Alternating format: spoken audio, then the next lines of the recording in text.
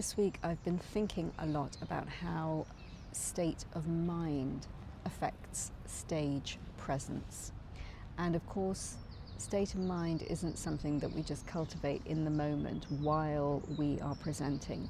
It's something that is developed over time. So it's about really cultivating a default state of mind that supports our stage presence, especially if you are about to quantum leap into a new level of visibility. So with cultivating a state of mind that supports stage presence, it's actually about creating more spaciousness in the mind.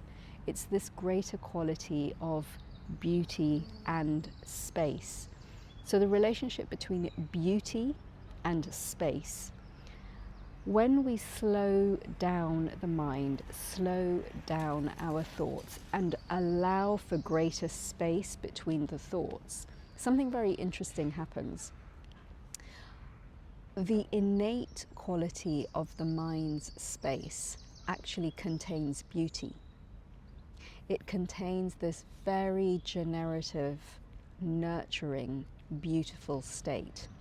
So it's not about thinking a particular set of thoughts. It's actually about allowing the context in which the content of the mind to become more visible, more present, and more within our experience. So it's actually about allowing the thoughts to slow down, to become simpler,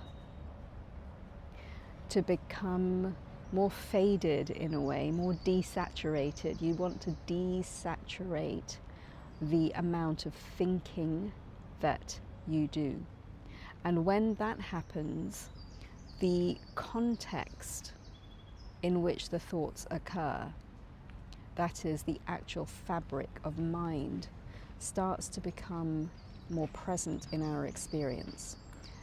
And there is an innate quality of beauty and space that is actually built into the fabric of mind. So when that fabric is not cluttered up with too much thinking, its own innate quality of beauty and space starts to take over, so that when you then start to present, when you step onto stage, when you step in front of the camera, whatever is happening around you, whatever has happened immediately before, actually has less impact on you, because you are relying more on your own innate, nurturing, beautiful quality of mind. So if we are about to quantum leap into a new level of visibility, into a new level of renown, an important piece of preparation is about letting go. It's about making space within our body being. So the current level that you are at, the current level that we inhabit, is being held up by a particular structure within the body being. It's held up by a particular identity that we hold in body, in mind, in emotions. This is the structure, it's the identity that actually supports where you are right now. It supports everything that you've built up until this point. But if you are going to leap into a new level of renown and visibility, we have to make space. Some of that identity, some of that structure actually has to crumble away. It has to be eliminated. And this is where it's very easy to get tripped up, because what comes up is fear. Of course, we're about to let go of something that we're very familiar with. It has done well for us. It's got you to where you are. And so there is not only an attachment to it, there's a self-identification with it. That's why it's part of our identity. We really feel that this is me, this is who I am. But in order to make that leap successfully, that aspect, the current structure, has to be dissolved to some extent. It's like an exhale. We can't keep holding on to the breath that we have already taken in. We have to let go of that to make room for the next inhale. So don't think of the dissolution of identity as something that you have to force. It's actually something that happens quite naturally when you are prepared to allow it to happen. It's like an exhale, which happens very naturally. As soon as you stop holding the breath, the exhale happens naturally. So the spaciousness, and this is something that I've been working with myself in the last couple of days, and it's actually a very comfortable and beautiful experience in the fabric of the body. So slowing down, becoming aware of the internal space in the body, and allowing for greater spaciousness within the body and within the breath, within the body and within the breath. This is how the old parts of identity that no longer serve you will naturally start to fall away. This actually applies even when we're making seemingly small changes. So for example, this week I'm using new equipment and a slightly new format. And when I came out the first time this morning, I actually forgot the microphone. So I had to go back. It's warm, it's hot. I was trying to prepare my material and it felt like a lot. There was a point where I really had to stop, slow down, drink some water, gather myself, and realize that I just needed to take the next step and the next step, because I am breaking through an internal ceiling by doing this recording with new equipment in a new way. I'm outside, I'm using a new environment, new background, and up until now I've got into a weekly rhythm that's become very comfortable. But this is breaking an inner ceiling. This is breaking through to a new level of capacity. So it's been really interesting this morning to observe the different breakthroughs that I have had to make with physical manifestations of restrictions and limitations, if you like, coming up. So forgetting the microphone, that was a manifestation of the fact that I'm breaking through a limitation into a new phase. Very, very often that happens. If you've got into a routine that, like I say, it's got you somewhere, it is established for you. When you start to break through that, very often a limitation will manifest in one way or another and come through. So at that point you can either pull back. I could have pulled back and just done the recording in the old way, in the environment that I was comfortable in and the environment that I knew.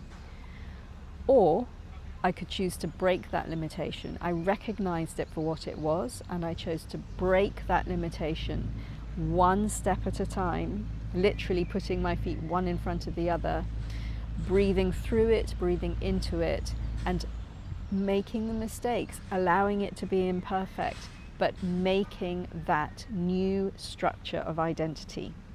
So identity is very real. It's not just a conceptual thing. It lives in our behaviors, in our body, in the actions we take, in the equipment that we use. These are all manifestations of identity. And when you are quantum leaping to a new level of visibility, the practical things, the way you carry yourself, the food you eat, the way you dress, the habitual patterns of movement, all of these things will start to come up and come into your awareness if you're paying attention, and you can then notice where is the limitation coming up and what you need to break through. My sadhana this week has been mantra based. But it's a new mantra. It's actually a new practice that I have brought into my spiritual toolkit. I'm not going to say too much about it on this occasion because it's very new, but I probably will share more later. What I will say is that this is a practice that's coming in from a new master, a new direction, a very, very powerful being, and it's just very, very aligned. So this is how I choose the practices that I do. What feels really aligned for where I am right now, what it is that I'm working on, what is emerging for me in my body being. Mantra is something, there's a reason why mantra is such a core piece in all of the Indic knowledge systems. It's because when we work with mantra, we are working with the fabric of the universe. And what I mean by that is that we're working with vibration, because mantra is word, but at a subtler level, it's sound. And at the subtlest level, it's vibration. So when we repeat words in our mind, and that's the practice that I have been doing this week, it's been repeating. I wouldn't say, they're not Sanskrit mantras, they're more affirmations actually, but we're treating them like mantras. And this is something that I have done for many, many years. But bringing in this piece with this new master is really kind of magnifying and electrifying the entire process for me. So when we repeat affirmations from a mantra perspective, it's not just about repeating the words, it's about feeling the vibration of the words and feeling the meaning of the words within the mind. And one of the most simple and one of the simplest and most potent ways of doing this is to slow down your words as you say the affirmation. Because slowing down, so that's been a theme actually for this week's video, slowing down. When we slow down, space is created. We're creating more context and less content. So the words are the content, but when we slow down the affirmation, the content of the words actually starts to seep into the context of the mind. And that is where they transform the mind itself.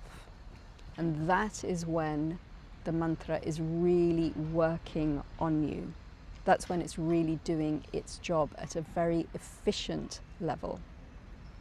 So that's what I've been doing with my sadhana this week. It's been a repetition of a couple of affirmations, and I can say that I've seen immediate impact. The quality of attention that you give to the mantras and affirmations that you repeat is very important. So it's not about the number of repetitions, because if you're repeating 1,000 times but your attention is very fragmented, it won't have as much impact as if you repeat the affirmation even once with very coherent, stable, and spacious attention.